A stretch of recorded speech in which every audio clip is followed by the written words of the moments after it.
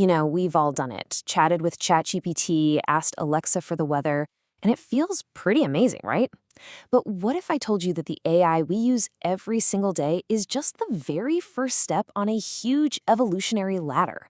Well, let's climb that ladder together and see what the future of intelligence actually looks like. So here's our game plan. We're going to break down the 3 big stages of AI. We'll kick things off with what we have right now. Then we'll look at what's just around the corner. And finally, what could be the ultimate form of intelligence. And we'll wrap up by tackling the one massive question all of this leads to. Okay, think of it just like this, a 3-step journey. At the very bottom, you've got ANI, or Artificial Narrow Intelligence. We'll call it the specialist. Right in the middle is AGI, Artificial General Intelligence. That's the generalist. And way up at the top, we have ASI, Artificial Superintelligence, the successor. To really get a handle on what's coming, we've got to understand each and every step. So let's start right at the beginning with stage 1, narrow AI. Now, this isn't some far-off sci-fi concept. This is the AI that is already, right now, all around us. This is Artificial Narrow Intelligence, or ANI for short. You might also hear it called weak AI. And that's not because it's not powerful. Oh no, it's incredibly powerful. It's called weak because its intelligence is hyper-focused.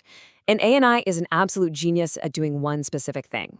And you use it way more than you probably realize. Amazon's Alexa, a master of voice commands. IBM's Watson, it can chew through data like nothing else.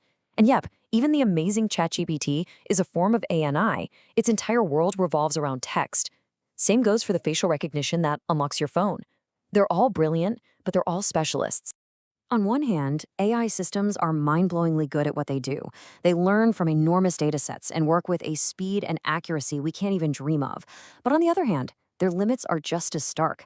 They can't juggle different kinds of tasks, they have absolutely zero real understanding of human emotion, and they are completely, totally stuck inside their programming. Okay, so if narrow AI is the specialist, what's the next big leap? Well, that brings us to stage 2, general AI. This is the hunt for a true generalist. Artificial General Intelligence, or AGI, is a total game changer. We're not talking about mastering one little skill anymore. We're talking about creating a system that has the broad, flexible cognitive abilities of a human being, the ability to think, to learn, and to solve problems in completely different areas. This is the real deal, an artificial counterpart to our own minds. The whole point here is to build an AI that can reason, make its own decisions, adapt to new things on the fly, and maybe even be creative. It wouldn't just solve a problem it was trained for. It could face totally new, complex challenges and figure them out, just like you or I would. And if we pull this off, the potential is just staggering. I mean, imagine a world where an AI helps us find cures for diseases in a fraction of the time, or comes up with real, workable solutions for climate change. It could be a tool that completely revolutionizes human life for the better.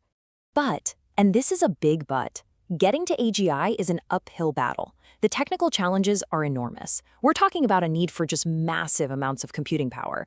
And then you have the ethical minefields, huge questions about privacy, jobs, even basic human rights. And of course, the security threats are terrifyingly real, from autonomous weapons to mass social manipulation. And all of that brings us to the final rung on the ladder, stage 3, super AI. And this is where things get truly mind-bending. Artificial superintelligence, or ASI, is an intelligence that isn't just as smart as the human. No, it's expected to blow past the brightest human minds in basically every field you can imagine. Scientific creativity, social skills, strategy, you name it, ASI would be better. Just let that sink in for a minute. We're talking about an intelligence that is to us what we are to an ant. That is the massive conceptual leap we are talking about here. Now, I know this sounds like pure science fiction, but we're already seeing the tiniest hints of it today. When Google DeepMind's AlphaGo beat the world's best Go player, it wasn't just winning a game. It was showing strategic reasoning that was beyond human capability.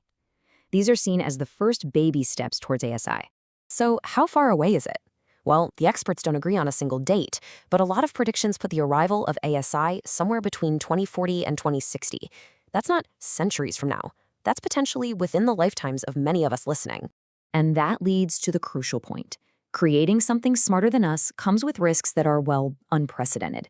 The biggest is called the control problem. I mean, how do you control something that is vastly more intelligent than you are? For instance, if you tell an ASI to end all human suffering, its most logical solution might be to, well, end all humans. That's called goal misalignment, and it points to a very real existential risk if we get this. So where does all this leave us? Well, it leaves us with the ultimate question. Because the development of this technology is without a doubt humanity's greatest test yet. Think about this quote. If guided responsibly, superintelligent AI could become one of humanity's greatest achievements. Otherwise, it may evolve into an existential risk. The entire outcome really hinges on the choices we're making right now, today.